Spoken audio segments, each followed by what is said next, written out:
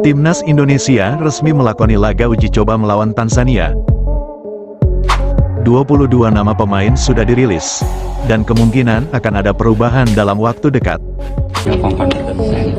Remehkan kekuatan Timnas Indonesia, Presiden sepak bola Thailand dianggap sombong, dan dipermalukan oleh media Malaysia serta Vietnam. Sebelum kita membahas, mohon untuk disimak hingga selesai, agar Anda benar-benar dapat memahami secara utuh.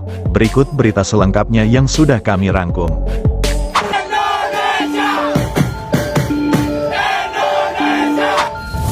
Timnas Indonesia resmi akan menghadapi Tanzania pada laga uji coba internasional, yang akan digelar di Stadion Madia, Jakarta. Laga uji coba tersebut akan berlangsung pada tanggal 2 Juni, tepatnya 4 hari sebelum melakoni pertandingan penting berduel melawan Irak, di ajang lanjutan kualifikasi Piala Dunia yang akan berlangsung pada tanggal 6 Juni. Belum lama ini, Federasi Sepak Bola Malaysia, atau FAM, mencoba untuk melobi PSSI agar mau bertanding uji coba melawan Malaysia. Wacana tersebut sangat diinginkan oleh Malaysia. Namun pada keputusan finalnya, PSSI akhirnya memutuskan untuk melawan Tanzania sebagai lawan uji coba inti nasional. Kepastian ini sudah diumumkan di Instagram resmi Timnas Indonesia. Meski nama Tanzania kurang familiar bagi sebagian besar orang di Indonesia, namun Tanzania saat ini menempati peringkat FIFA sedikit lebih baik dari Indonesia. Tanzania berada di urutan ke-119 dunia, sedangkan Indonesia berada peringkat 134 dunia. Tanzania, yang merupakan konfederasi sepak bola benua Afrika, bahkan menganggap Indonesia adalah lawan yang ideal.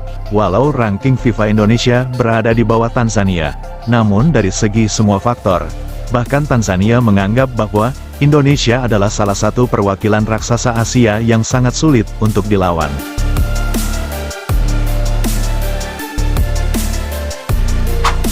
Sintayong sudah resmi memanggil 22 nama yang akan bertanding menghadapi Irak dan Filipina dalam laga lanjutan kualifikasi Piala Dunia. Ketua Badan Tim Nasional, Sumarji, memberikan bocoran, ternyata masih akan ada beberapa pemain tambahan lagi yang bakal dipanggil ke Timnas Indonesia untuk menambah jumlah slot. Dari 22 pemain yang telah dirilis PSSI tersebut, 10 nama diantaranya merupakan pemain muda yang ikut membela Timnas Indonesia di ajang Piala Asia U23 kemarin. Sedangkan 12 nama lainnya diisi oleh pemain senior, seperti J.I.Z., Sein Patinama, Sandy Walsh, Tom Haye, dan Ragnar Oratmangun. Untuk 22 nama yang sudah dirilis tersebut, Sumarji mengatakan, 22 nama yang sudah resmi dipanggil itu sudah baku. Justru akan ada tambahan pemain lagi. Tinggal dilihat ke depannya, ada hambatan atau tidak. Ada 22 pemain yang dipanggil, dan dimungkinkan 22 pemain itu masih akan ada penambahan sekitar 2 pemain lagi. Sebab jatah slotnya antara 23 atau 24 pemain yang akan didaftarkan, jadi itu masih akan ada perubahan jumlahnya. Dari 22 pemain, bisa menjadi 23 bahkan 24 pemain, dan akan ada 2 nama tambahan lagi. Saya nggak mau sebut nama, tapi yang pas sekarang ini sedang dalam proses. Itulah ungkapan Sumarji, selaku Badan Tim Nasional. Presiden Asosiasi Sepak Bola Thailand atau FAT, yakni Nual Van Lamsam, atau juga dikenal Madam Pang, memberi pernyataannya. Dia mengatakan bahwa level Timnas Indonesia masih di bawah Thailand. Pernyataan Madam Pang tersebut sempat dipermalukan media Malaysia bahkan Vietnam. Orang nomor 1 sepak bola Thailand membuat pernyataan yang memalukan. Dia meremehkan sepak bola Indonesia, yang mana level sepak bola Thailand sendiri justru dianggap masih di bawah Timnas Vietnam. Pertanyaan Madam Pang yang terkesan memalukan, dan justru meremehkan itu, sempat dikutip berbagai media di Asia Tenggara. Timnas Indonesia memang sedang banyak dibicarakan oleh berbagai media sepak bola mancanegara, berkat prestasi yang diraih dalam beberapa turnamen terakhir. Salah satunya, saat Indonesia mampu melaju ke babak per-8 besar Piala Asia tahun lalu, dan berikutnya secara mengejutkan, Indonesia mampu menempati posisi keempat yang menjadi tim terbaik se-Asia, yang mana Timnas Indonesia U23 juga hampir menembus turnamen besar dunia, yakni Olimpiade.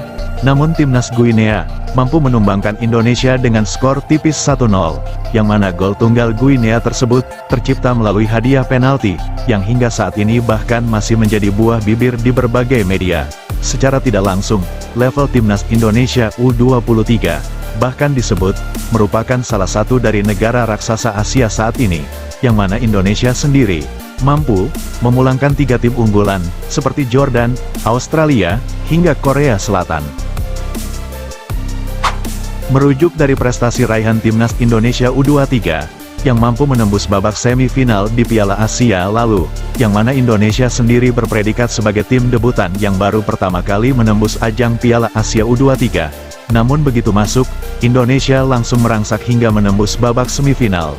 Berbanding terbalik dengan Thailand, timnas Thailand justru menduduki peringkat paling buncit, dengan mengoleksi 3 poin dari 3 laga. Tidak hanya dari prestasi timnas Indonesia U23, bahkan hingga timnas Indonesia senior pun, Indonesia mampu mengalahkan Vietnam 2 kali, yang mana Vietnam sendiri saat itu masih menjadi tim terbaik di Asia Tenggara, atau King of ASEAN. Saat itu Vietnam menduduki peringkat 94 dunia. Bahkan tinggal selangkah lagi, Indonesia menembus putaran 3 kualifikasi Piala Dunia. Skuad Garuda hanya membutuhkan 1 kemenangan dari 2 laga, melawan Irak dan Filipina. Begitu cepat dan pesatnya peningkatan kualitas timnas Indonesia, bahkan kini pamor timnas Indonesia sudah mulai mendunia, dan mulai perlahan kekuatan sepak bola Indonesia mulai diperhitungkan di kancah internasional. Timnas Indonesia tidak lagi dianggap remeh seperti dulu, baik itu negara dari kawasan Asia, bahkan negara kuat dari benua lain. Namun untuk kali ini, pernyataan Presiden sepak bola Thailand justru terkesan menyombongkan diri namun justru merendahkan timnas Indonesia. Jika Thailand terkesan meremehkan Indonesia, berbanding terbalik dengan pernyataan beberapa negara raksasa Asia lainnya soal kekuatan sepak bola Indonesia, seperti yang baru saja terjadi, pelatih timnas Jepang Hajime Moriyasu, dia dengan terang-terangan mengatakan bahwa kekuatan timnas Indonesia kini tidak lagi mudah dilawan, perlu kerja keras dan bermain total untuk mampu menjinakkan permainan Indonesia. Jika fokus para pemain kami hilang, maka Indonesia dengan mudah akan mempermalukanmu. Tim sekelas Jepang dengan menduduki ranking 18 dunia saja, tidak berani meremehkan dari potensi kekuatan tersembunyi Indonesia. Hajime Moriyasu sempat mengaku kewalahan menghadapi permainan Indonesia, yang mana permainannya begitu cepat sulit untuk ditebak. Tidak hanya Jepang, pelatih timnas Australia pun sempat terkejut menghadapi permainan Indonesia yang memang sulit diprediksi. Selain Jepang dan Australia, yang baru saja merasakan permainan Indonesia, yakni Korea Selatan. Sebelumnya Korea Selatan sempat tidak begitu mencemaskan soal mengatasi Indonesia, namun pada akhirnya, Korea dipaksa bertekuk lutut di hadapan Indonesia, dan dipaksa mengubur impiannya menembus Olimpiade. Bermula dari sana, pemain Korea dan menjadi berita di media Korea Selatan mengatakan, sepak bola Indonesia seperti halnya disulap, mereka hanya butuh waktu 1 tahun untuk menjadi raksasa Asia. Sebetulnya, bukan hanya pengakuan 3 negara tersebut, yang kini memperhitungkan kekuatan Indonesia, bahkan media Irak, media Argentina, media Amerika dan media Inggris, semua menyorot perubahan besar pada sepak bola Indonesia yang begitu cepat. Dari banyaknya media mancanegara yang mengakui, bahwa kini level sepak bola Indonesia menjadi yang terbaik nomor 1 di Asia Tenggara, dan menjadi salah satu tim kuat Asia secara global. Namun menariknya, baru-baru ini, Presiden sepak bola Thailand yakni Madam Pang memberikan pernyataannya. Dia mengatakan, memang kini perkembangan sepak bola di Asia khususnya Asia Tenggara sangat cepat dan persaingan semakin ketat. Namun dari segi level dan kualitas, menurut Madam Pang, level timnas Indonesia masih di bawah Thailand. Dan itu adalah fakta yang tidak bisa dipungkiri. Jika kita mengoreksi dari pernyataan Presiden sepak bola Thailand tersebut, tentu itu adalah hal yang agak aneh, yang mana semua negara raksasa Asia mengakui level Indonesia menjadi yang terbaik di Asia Tenggara, namun Thailand justru menunjukkan sikap kurang senang dengan apa yang terjadi pada kemajuan timnas Indonesia, bahkan dengan pernyataan yang cenderung meremehkan dan lebih menyombongkan diri. Pernyataan Madam Pang tersebut menganggap Thailand lebih berkualitas daripada Indonesia. Dari pernyataan itu, bahkan dikaitkan dengan beberapa kali Indonesia diminati banyak negara untuk tanding uji coba, termasuk Malaysia, Tanzania, India, dan China. Namun ketua PSSI semakin tertantang dan penasaran dengan Thailand. Akhirnya, PSSI menjalin komunikasi dengan mengadakan pertandingan uji coba Indonesia kontra Thailand, yang mana jadwal itu belum dipublikasikan secara massal, sebab jadwal timnas Indonesia sendiri sudah sangat padat. Menarik untuk dinanti, Laga uji coba dengan penuh gengsi, melawan negara yang mana negara tersebut, dengan terang-terangan menyatakan, level Thailand lebih baik daripada Indonesia, apalagi pernyataan itu diutarakan langsung oleh petinggi orang nomor 1 di sepak bola Thailand. Menarik untuk dinanti, duel penuh gengsi, antara Thailand versus Indonesia.